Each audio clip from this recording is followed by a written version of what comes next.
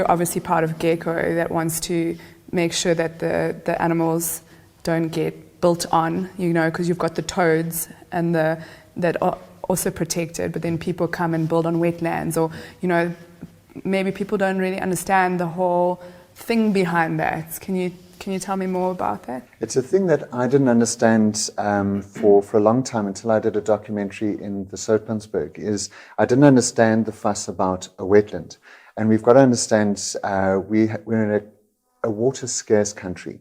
So for 6 months of the year we have no rain at all. So our groundwater doesn't get recharged at all. So what a wetland does is it's our reserve bank. It's the slow release of water through those dry times that feeds it into the water system that allows us during those 6 months of absolutely no rain to actually have water. So every time we channel a wetland, which means to speed the water out of it, we speeding our funds out of our reserve bank. Every time that we destroy a wetland, it filters the harmful aspects that come into our water. So you'll find upstream, you've got a sewage spill. Downstream of the wetland, there's no more traces of sewage, there's no more traces of effluent. You can have metals being removed, you can have all kinds of toxins get removed. And a very important part of our life going forward is we're in a global warming state. We're in climate change. However you want to find the reason for it, a great aggravator is carbon dioxide.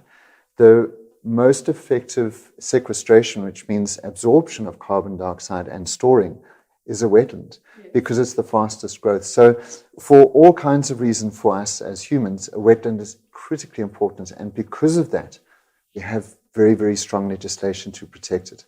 So if you channel your wetland, if you build across your wetland, if you impede the flow of a wetland, if you obviously pollute a wetland, any of those can get you fines from 250 to 700,000 Rand.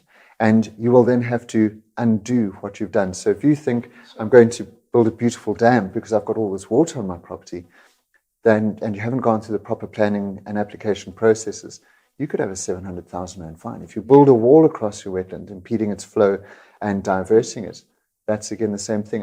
And a critical thing I think people need to realize is if you build on a wetland, you're going to have subsidence during those wet times, and your building's going to crack, and you're going to have water coming up through the thing. So you're going to be fighting a constant battle. So your costs to you as a homeowner are going to be exorbitant. So find out where your wetland ends. You've got then 32 meters outside of that. That's your buffer zone.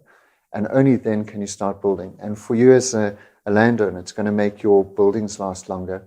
Your resources will be better utilized. Yes. And you're not going to get that terrible fine from a minimum of 250 to 700,000 Rand. And that's not really where it ends, because then you have to undo what you did and rebuild and whatever. 100%. So that's interesting. Yeah. Thank you. So this area has an extremely high density of wetlands. So we have wetlands running through this entire area at different aspects. So just be advised. And then a key thing to understand is your different acronyms of NEMA and SPLUMA. These are different regulations that come in. National Environment Management Act.